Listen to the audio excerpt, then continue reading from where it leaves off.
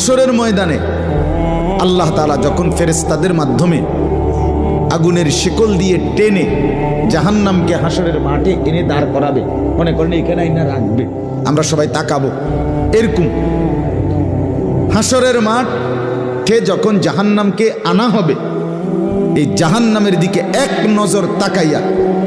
হাসরের ময়দানের সমস্ত নাফরমান পাপী বেঈমান আবারও বলবে আল্লাহর কাছে,